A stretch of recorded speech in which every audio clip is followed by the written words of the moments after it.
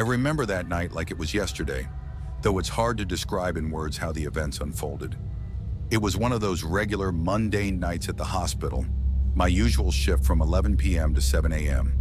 A drag, yes, but it had its moments. At least it wasn't too busy, and I was able to sneak in some breaks here and there. But everything changed at precisely 3:03 a.m. when my son's baby monitor buzzed to life with a notification. The sound and movement alert wasn't anything new. My son, a 3-year-old bundle of energy, had a habit of making noises in his sleep. Sometimes he'd sneeze or whimper in his dreams. No big deal. I opened the app on my phone, expecting to see him just tossing around in his bed. But there they were, my wife and my son, sitting on the bed. I wasn't alarmed at first. I figured maybe my son had woken up and was a little scared, so he had climbed into bed with my wife. But something about the way they were sitting caught my attention. Both of them were staring up at the camera, motionless, their faces frozen in an eerie, empty stare. I tried to dismiss it, but I couldn't shake the unsettling feeling creeping up my spine.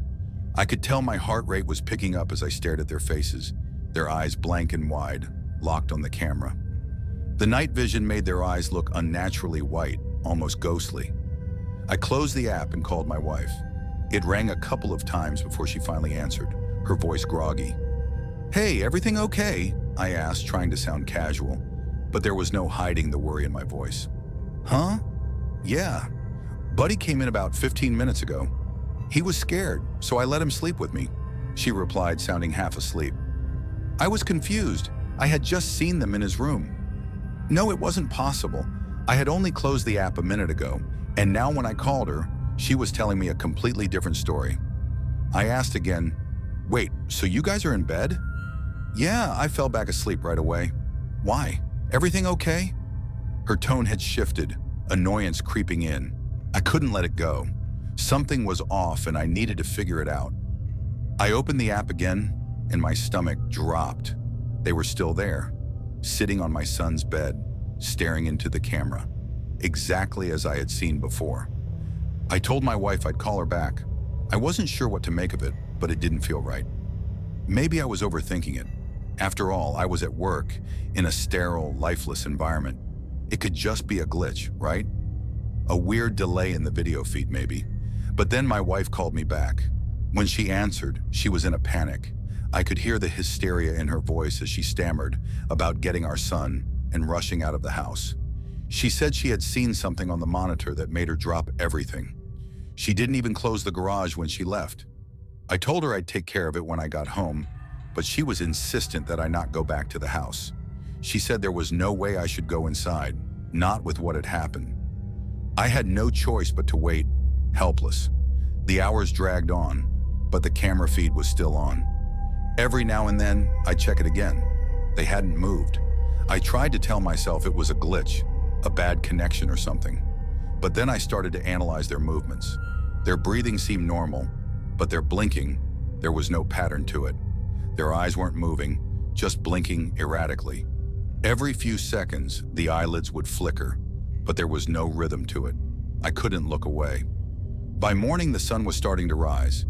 I had already made the decision that I would go to the house, not to confront whatever was there, but to at least close the garage. I told myself I'd make sure everything was locked up before I left work. But the thought of going back inside, that place, the one where I had just seen, that was making me nauseous. When I got to the house with my coworker, I hesitated before even stepping inside. There was no real reason to do this, not now, but I had to see it for myself. So we walked around the house, pacing the perimeter, checking windows. I knew we weren't going to find anything.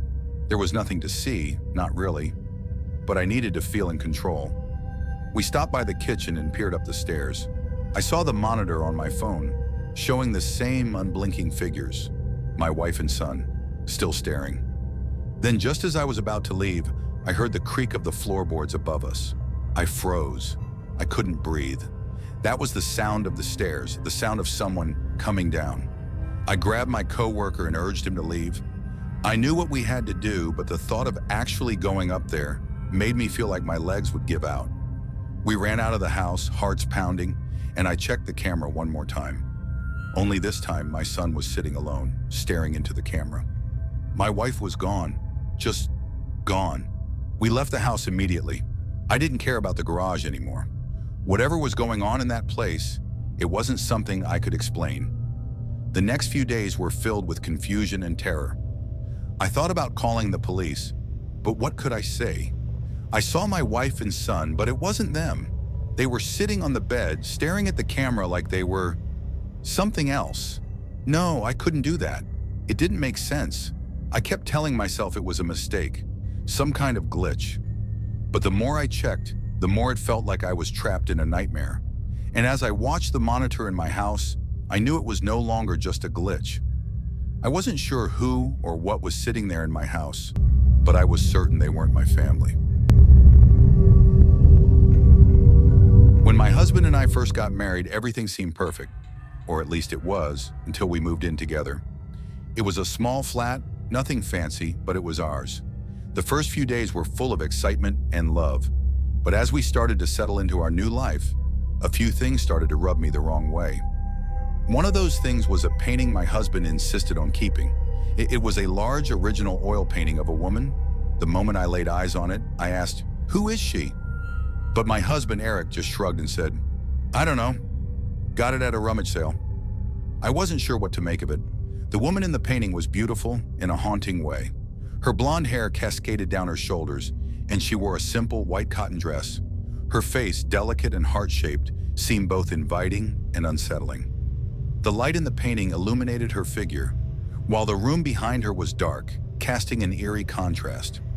It reminded me a bit of Girl with a Pearl Earring, but there was something off about it, something that made me uneasy.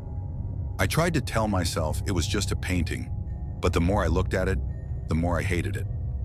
The thing that bothered me the most was where Eric wanted to hang it, above our bed.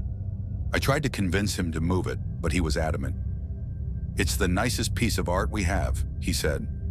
So I dropped it. But every night when I went to bed, I felt like I was being watched. I would wake up in the middle of the night, and the first thing I would see was her face, her gray eyes locked onto mine. One night, after I had woken up from a restless sleep, I turned to Eric and asked, "Was her hand always like that?" The woman's left hand in the painting seemed to be reaching out, as though waiting for someone to grab it. Eric just nodded. "Yeah, she's always been like that." But that didn't sit right with me. I could have sworn her hand hadn't been like that before. I felt like the painting was changing, or maybe I was just losing my mind. I tried to ignore it, but every time I looked at it, I felt this sense of unease grow stronger. A week passed, and one night I just couldn't take it anymore. I begged Eric to move the painting. "Please," I said, "can we just put it somewhere else? I hate looking at it when I'm going to sleep." Eric sighed, clearly irritated. "Fine, I'll move her."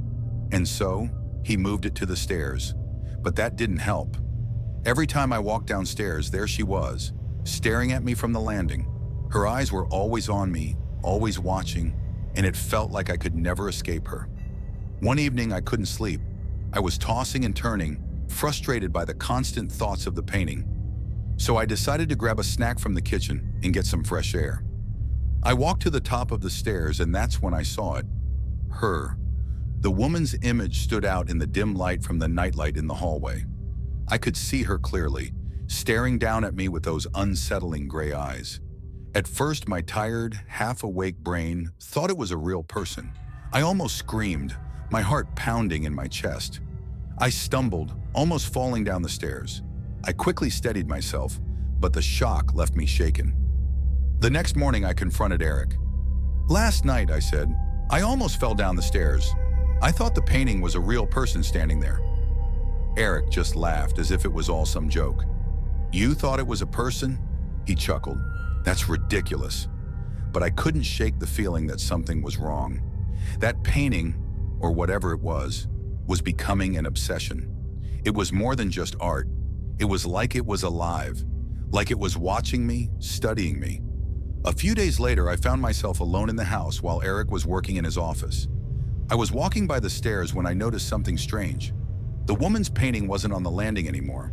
It had been moved into Eric's office. I didn't think much of it at first, but something told me I needed to go up and see for myself. I walked into his office and there he was, Eric, sitting in his chair, staring at the painting. He was completely still, as if entranced by it. "Eric," I said, my voice shaky. He looked up, startled, and quickly tried to cover up. "I was just about to come downstairs," he said, standing up too quickly. "I just finished a brief for work, but I could tell something wasn't right. Why was he spending so much time staring at that painting? It didn't make sense." That afternoon, I overheard him talking on the phone. His voice was muffled, but I could hear him getting agitated. "No, I knew it was due on Wednesday," he was saying, "but my wife fell down the stairs. I had to take her to the hospital." I froze. "Why are you lying about me falling down the stairs?" I interrupted, stepping into the room. His face drained of color as he quickly ended the call and turned to face me. "I had to lie," he confessed, his voice low. "I missed the deadline. I couldn't afford to get in trouble at work." But there was something else, something more unsettling. I asked him about the painting, and his answer was more bizarre than I could have imagined. "You're jealous of her," he said softly, almost too calmly. "Jealous of her?" I repeated, baffled. "What are you talking about?" But before he could answer, I suddenly understood. The woman in the painting wasn't just an old relic from a rummage sale. She was someone Eric knew, someone he had a deep, unsettling connection to. I couldn't stop myself from asking, "Who is this a painting of?" Eric hesitated, his eyes darting away. "It's not important," he said quickly, but I couldn't let it go. I demanded answers, but he refused to tell me. And that's when I began to suspect the truth. The woman in the painting wasn't just an old painting. She was a living memory of someone Eric had lost, a memory that had come to haunt him. And now, it was haunting me. It started like any other day when I moved into my new flat.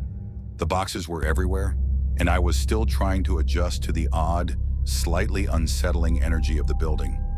It wasn't just the newness of everything. There was something in the air, something I couldn't quite put my finger on. But like most people, I tried to push it aside. After all, moving to a new place comes with its challenges. But there was one thing that stuck with me, something I could never quite ignore. A note left behind by the previous tenant, Prudence Hemmings. When I first found the note, I wasn't sure what to make of it. It was a survival guide of sorts, a collection of cryptic warnings, the kind of thing that you'd expect from someone who had lived in a place long enough to understand its strange rhythms.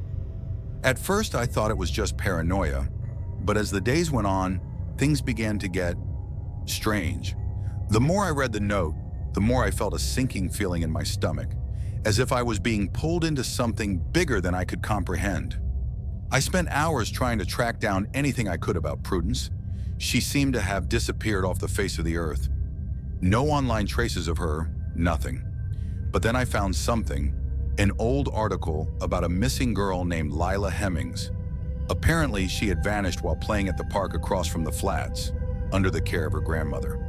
The article was vague, mentioning that Lila's parents had disowned Prudence. The more I looked, the more it seemed like Prudence had been cut off from her family, erased even. I dug deeper, and that's when I found the obituary for Bernard Bernie Hemmings, Prudence's husband. He had died under mysterious circumstances, falling from the tower block where we lived, only months after being diagnosed with dementia. There was no mention of his death making the news, which seemed odd considering it happened so recently. The article only mentioned that Prudence and her sister Bridget were contacts for his funeral. This led me to another discovery: Bridget and her husband, Tony Bishop. They were living somewhere nearby, and from what I could gather, Prudence had been living with them for a while. I was starting to get that feeling again, the one where you think you might be onto something, but you're not sure if it's real. The more I searched, the more I began to wonder if Prudence had left behind the note for a reason. Around 8:50 a.m., I opened the door to my flat to grab the post. Instead of the usual postman, I saw an elderly gentleman walking down the hall.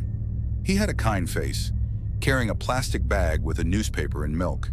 He smiled at me, wishing me a good morning, and passed by. I returned the smile, not thinking much of it until he turned to me, looked me right in the eyes and said, "No post on a Sunday, if that's what you were waiting for." It wasn't until he disappeared into flat 48 that I understood. The same flat number Prudence had mentioned in her note. I could feel my heart race as I closed the door. I hadn't realized it at the time, but that moment was the first confirmation that everything in that note had been true. Later that day, I was confronted with something even more bizarre.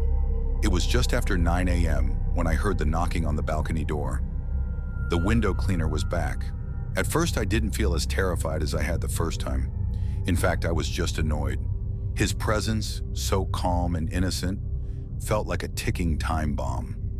Every part of me wanted to ignore him, just to keep the distance. But as the knocking continued, the pressure built in my head. Eventually, I couldn't take it anymore, so I grabbed my bag and left the flat, needing to escape the suffocating tension. That was when I decided to take action.